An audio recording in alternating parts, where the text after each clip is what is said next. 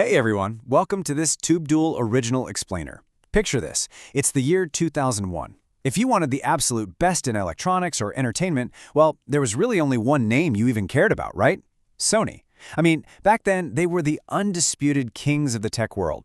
The internet was still crawling, Apple was, kind of struggling, and smartphones? Yeah, they didn't even exist yet. But Sony, man, Sony had it all. They made the absolute best hardware, they owned the best movies, and they practically controlled the music industry. They set the trends, and literally everyone else just followed. Fast forward to today, though, and the landscape is, well, it's completely different. Think about it. When was the last time you actually went out and bought a Sony product? Nowadays, it's Samsung, Apple, and Netflix running the show. So it really brings up this fascinating question. How exactly did the king of electronics lose its crown? How does a massive giant just forget its own magic formula for success? Well, that is exactly the story we're unpacking today.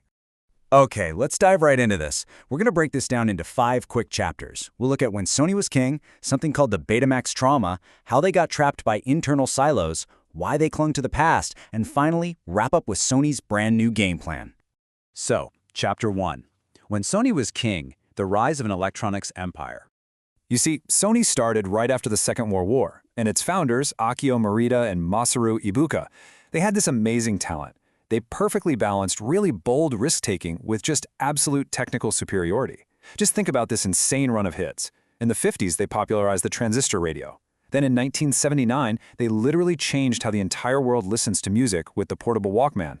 1982, they pushed everyone into digital audio with the compact disc. And then by 94, they just completely took over the gaming market with the original PlayStation. For decades, they consistently set the global standard for innovation. They weren't just making products, they were practically inventing new ways for us to live. But, nothing lasts forever. Which brings us to a major turning point in Chapter 2, the Betamax trauma, a fear of losing. By the late 90s, those original visionary founders had retired. And without them steering the ship, a really painful past failure started to seriously haunt the company. Let's talk about what that means in a business sense. A business trauma is basically a deep psychological shock from a massive failure. It hurts so much that it actually causes a company to act out of lasting fear. And Sony, well, they suffered a highly embarrassing failure back in the 1980s that fundamentally changed their DNA and made them terrified of ever taking a big risk again. And this brilliant clash between formats illustrates exactly what happened. Back in the 80s, people started watching movies at home on cassette tapes. Now, Sony's Betamax format actually had superior picture and sound, but Sony wanted total control. They kept the whole system closed and even limited the recording time.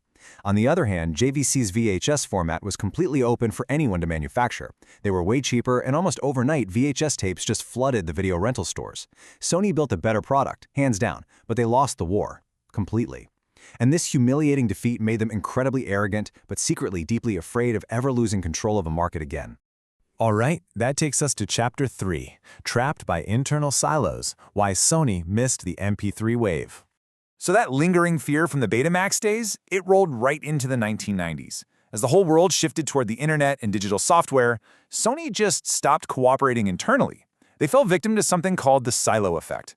This is what happens when different divisions inside the exact same company stop sharing information. They literally stop working together and start acting like fierce competitors. Sony basically broke into these little isolated kingdoms. The hardware team was fighting the software team, and the electronics guys were battling the music division. It was a total mess. To give you an idea of just how bad this got, think about what happened at a massive tech show back in 1999. Sony actually launched 2 competing digital music players on the exact same day. Seriously, the personal audio division rolled out the memory stick Walkman, while the VAIO computer division launched the VAIO music clip. Both devices were super expensive and barely held any songs. And to make matters worse, a completely different division, Sony Music, was so terrified of digital piracy that they designed the software to be incredibly difficult for actual consumers to use. The company was literally at war with itself. And because they were so busy fighting each other, they left the front door wide open. Just 2 years later, Apple drops the iPod. Think about it. The iPod was a natural market for Sony to own. They were the undisputed kings of portable music. But because their internal silos were acting like bitter rivals, they pretty much gift-wrapped a 200 million unit victory and handed it directly to Apple. Missing the digital music wave wasn't just some one-off mistake either. Let's move into Chapter 4, Clinging to the Past, missing the next big waves. Now, what's really interesting here is that instead of inventing the future, like their founders used to do, the new corporate executives just decided to aggressively protect their old successes. They became a company that resisted change simply because they were scared it might hurt the products they already sold. Think about how they stubbornly kept pushing those heavy CRT televisions just because the profit margins were good, while Samsung swooped in and totally dominated with modern LED flat screens. And while Sony spent billions fighting a massive war to make Blu-ray the standard for physical discs, Netflix was busy starting the digital streaming revolution. Sony won the Blu-ray battle, sure, but they entirely missed the streaming wave. This corporate arrogance really hit its absolute peak in 2006 with the PlayStation 3. They launched this console at an unbelievable price tag of $599. Now, don't get me wrong, it was an engineering masterpiece, but it was notoriously difficult for developers to actually code games for. Sony completely ignored what gamers wanted to pay and what game studios actually needed to succeed. For the first time ever, the unstoppable PlayStation brand found itself losing heavily to the competition. But here is where the story actually takes a pretty amazing turn. Welcome to our final chapter, Chapter 5, Sony's new game plan, the pivot to platforms. Despite all those painful stumbles, Sony wasn't about to just throw in the towel. They recognized their mistakes and knew they had to adapt fast to survive. The big turnaround finally kicked off in 2013 with the PlayStation 4. They basically decided to drop the ego and go right back to basics with 3 incredibly simple steps. 1, actually listen to the gamers. 2, make the hardware incredibly easy for developers to work with. And 3, focus purely on what actually matters, great games. And wow, did it work. The PS4 sold over 117 million units and essentially brought Sony's dominance right back to life. So the crucial point is that this massive victory taught Sony's leadership a lesson they desperately needed. Listen to this quote from Sony's senior vice president, Sadahiko Hayakawa. He said, "In the gaming business, we are moving away from a hardware-centric business model more to a platform business." They finally realized that their future isn't just churning out physical electronics and crossing their fingers that people buy them. Let's see how this builds into their overall strategy today. It's a complete 180. They are leaning heavily into software and intellectual property, like doing a massive long-term deal to license their film library directly to Netflix instead of fighting them.